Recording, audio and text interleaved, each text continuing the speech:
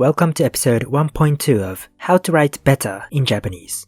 In episode 1.1, released in December 2019, I explained what scope ambiguity is and how to identify and rectify it. In this episode, you will learn another type of ambiguity that is closely related to scope ambiguity, namely semantic role ambiguity.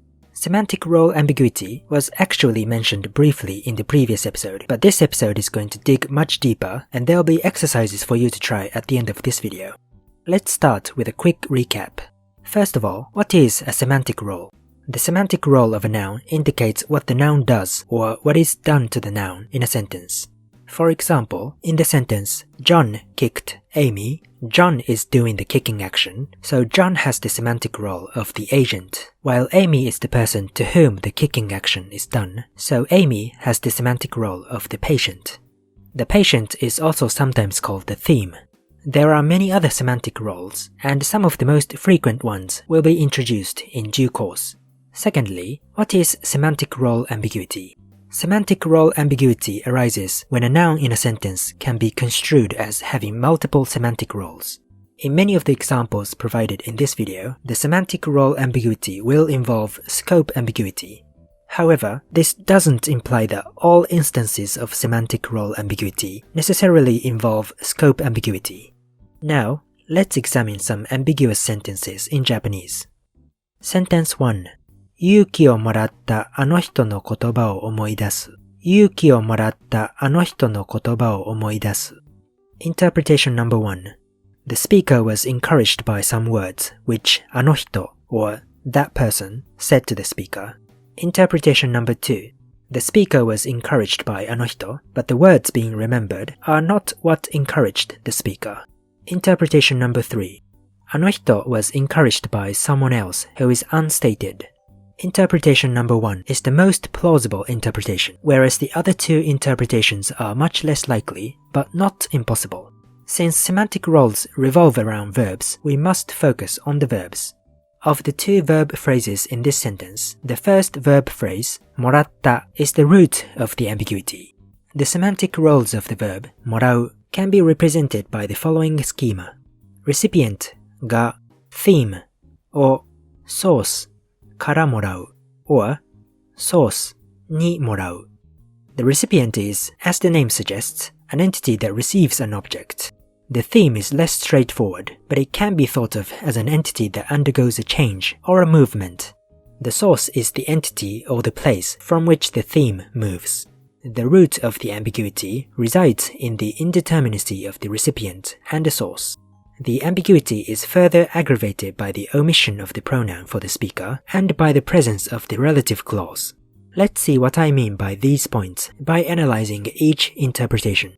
In interpretation number 1, the recipient is the speaker, the theme is courage, and the source is あの人の言葉, that person's words.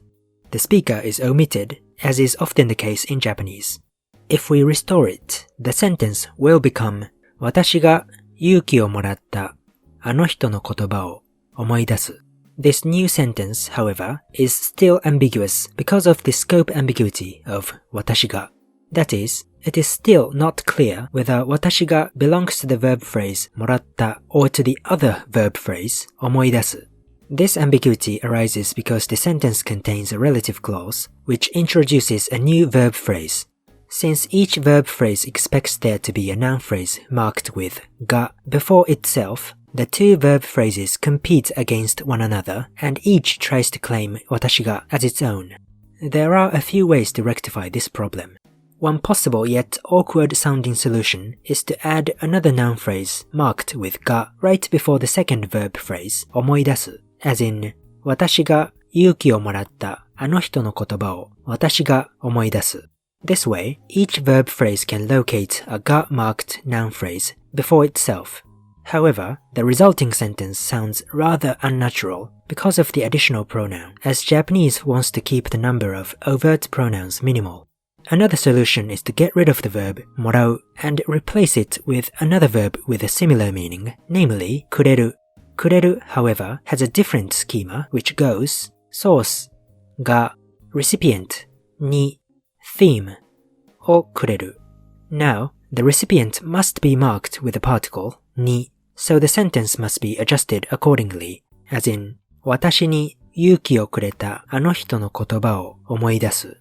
Since 思い出す never expects a ni-marked noun phrase before itself, 私に can be understood to belong to くれる in the relative clause.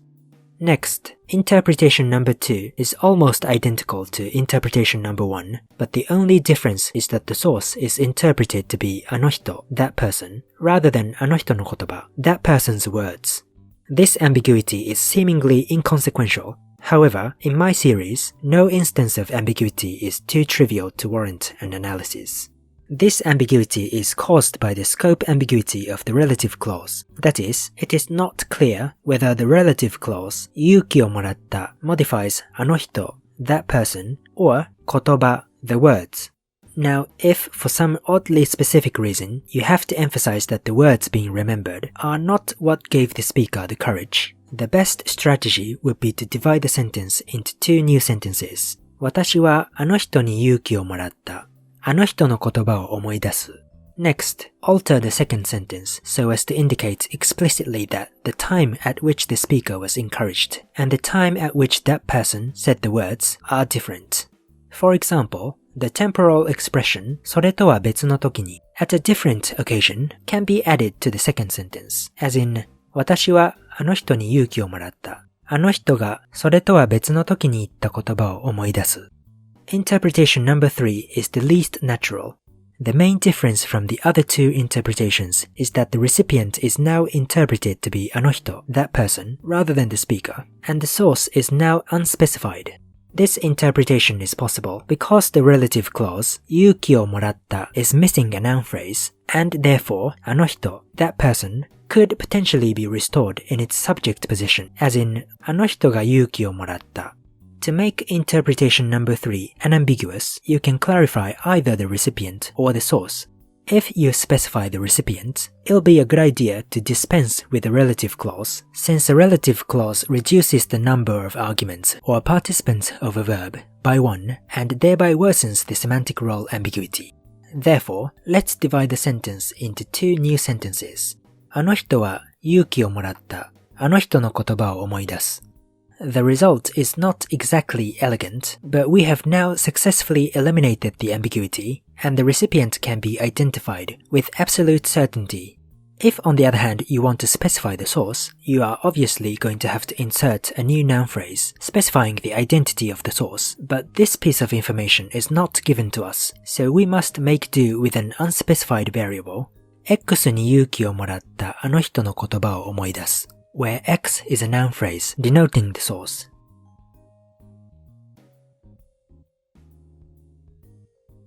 Here's another example. Sentence 3. 荷物を母に送ってもらった。荷物を母に送ってもらった。Interpretation number 1. The mother sent the package. Interpretation number 2. The mother received the package. When a sentence can be interpreted in two ways that are mutually inconsistent, you know it's a bad sentence. The ambiguity in this sentence stems from the fact that both 送る and してもらう expect to be preceded by a ni-marked noun phrase, but there is only one noun phrase that satisfies this requirement. Specifically, the verb 送る has the schema agent が theme or recipient に送る. While the compound verb phrase してもらう has the schema 講座が causee に verb してもらう。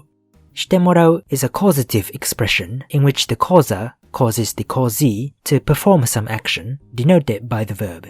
The action performed by the causee in this example is 送る, which means that the causee is actually the agent of the verb 送る. So, under interpretation number 2, the mother is the recipient of the verb 送る, and under interpretation number 1, the mother is the causee of the verb phrase してもらう, as well as the agent of the verb 送る. To make interpretation number 1 explicit, we can replace してもらう with してあげる. してあげる has the following schema. Agent が beneficiary に verb してあげる or beneficiary のために verb してあげる. The sentence now becomes 母が私に荷物を送ってくれた. This version is no longer ambiguous because 母が is the agent of both 送る and してあげる and 私に is the recipient of 送る and the beneficiary of してあげる. As for interpretation number 2, there are two options. One is to specify the agent of 送る and the other is to not specify it. In the former case, the agent who sends the package is presumably an employee of some courier company. However, since the sentence contains the causative してもらう, the agent must be marked with the particle に, but then there would be two noun phrases marked with に, as in 宅配業者に荷物を母に送ってもらった. You wouldn't normally ask your mother to send a package to a courier company, but it is still within the realm of possibility. So just to disambiguate who the agent of the sending action is, I'd suggest adding another verb phrase 頼む, as in 宅配業者に頼んで荷物を母に送ってもらった. This way, it becomes clear that 宅配業者 was asked to perform the sending action for the speaker, whereas the mother simply received the package. In the latter case, where the agent of 送る is not specified, the simplest modification you can apply to sentence 3 is to get rid of してもらう, and then you can simply say 荷物を母に送った. I sent the package to my mother. With only one verb phrase in the sentence, there is no longer any ambiguity. Another example. Sentence 4. 先生が積まれた本を片付けられた. 先生が積まれた本を片付けられた. Interpretation number 1. The teacher stacked the books and then removed the stack. Interpretation number 2. The teacher stacked the books, but someone else removed the stack. Interpretation number 3. Someone else stacked the books, and the teacher removed the stack. The root of this ambiguity, in short, resides in れる、られる. れる、られる have four meanings, and I made a video about them a long time ago if you are not familiar with these words. In sentence 4, both verb phrases 積まれた and 片付けられた contain れる、られる, and they are ambiguous as to whether they express the passive voice or respect. In interpretation number 1, both verb phrases are interpreted to express respect for the teacher, and therefore the teacher is the agent of both verb phrases. In interpretation number 2, the first verb phrase, 積まれた, is interpreted as expressing respect, while the second verb phrase, 片付けられた, is now interpreted to indicate the passive voice. Therefore, the teacher is the agent of the first verb phrase, but is now the indirect affectee of the second verb phrase, instead of the agent. If you're unfamiliar with the concept of the indirect passive, I also made a video about it a few years ago. Interpretation number 3 is the opposite of interpretation number 2. To disambiguate this sentence and make interpretation number 1 explicit, there is a simple strategy. Since respect can be expressed by means other than れる、られる, we can dispense with the ambiguity pronoun れる、られる. For instance, respect can be expressed using the formula or verb になる. The sentence then becomes 先生がお積みになった本をお片付けになった. The same strategy is also applicable to interpretations number 2 and number 3. In interpretation number 2, the verb phrase 片付けられた is still ambiguous, so we can add the agent of the action. If we already know the identity of the agent, then we can use their name, as in 先生がお積みになった本を X に片付けられた. Whereas if we don't know the name of the agent, then we can say 誰かに片付けられた by someone. However, there is actually a much simpler solution, which is to replace or with が as in 先生がお積みになった本が片付けられた. が indicates that 本 the books are the patient of the verb 片付ける to tidy up. But if られる were to be interpreted as expressing respect, then a が marked noun phrase would be the agent of the action, but obviously, books cannot perform the action 片付ける. Thus, the respect reading of られる is no longer tenable, and the ambiguity disappears. As for interpretation number 3, 積まれた is still ambiguous. We can use the same strategy as above, and then the sentence becomes先生が X に積まれた本をお片付けになった. Another solution is to replace れる with してある as in 積んである. してある expresses the state of an inanimate object, Thus, 積んである本 would be books in the state of having been stacked up. The resulting sentence, 先生が積んである本をお片付けになった is unambiguous. The fifth example. Sentence number 5. 私が気になるのは彼だ。私が気になるのは彼だ。Interpretation number 1. I am curious about him. Interpretation number 2. He is curious about me. Once again, we have a sentence that can be interpreted in two diametrically opposed ways. These interpretations are possible because the verb phrase 気になる has the following schema. Experiencer は stimulus が気になる or experiencer は stimulus のことが気になる. The latter version is generally more explicit and therefore preferable. The problem in sentence 5 is that it contains a relative clause 私が気になる and this relative clause modifies the noun の which could be translated as the person or the one. As explained earlier, a relative clause reduces the number of arguments by one. In interpretation number 1, the stimulus is eliminated from the relative clause.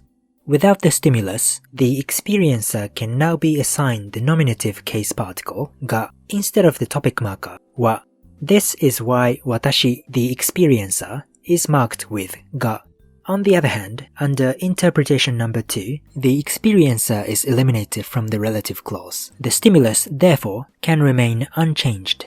The most straightforward solution that I would recommend is to remove the relative clause. As stated earlier, relative clauses in Japanese often give rise to ambiguous sentences. So, for interpretation number 1, you can say, 私は彼が気になる or 私は彼のことが気になる. For interpretation number 2, you can say, 彼は私が気になる or 彼は私のことが気になる. Next is the final example for this video. Sentence number 6. 石でできたオブジェを壊した。石でできたオブジェを壊した. Interpretation number 1. A stone object was destroyed. Interpretation number 2. An object was destroyed using a stone. The semantic role of the phrase 石で is ambiguous in this sentence. Under interpretation number 1, the stone is the material of which the object is made. Material でできた is one way to specify the material of an object. In contrast, under interpretation number 2, the stone is the instrument with which the object was destroyed. The particle で indicates the tool or the instrument used in an action. The verb phrase できた functions as a relative clause that modifies the noun オブジェ, so it's an object that had been completed. To make interpretation number 1 unambiguous, we can simply replace でできた with の as in 石のオブジェを壊した. This is a viable solution because the material can also be indicated by the particle の. As for interpretation number 2, all we need to do is to move the instrument 石で closer to the verb to which it belongs, as in できたオブジェを石で壊した. This way, 石で is no longer within the potential scope of the relative clause できた. This is the end of this video. If you have any questions, please leave a comment,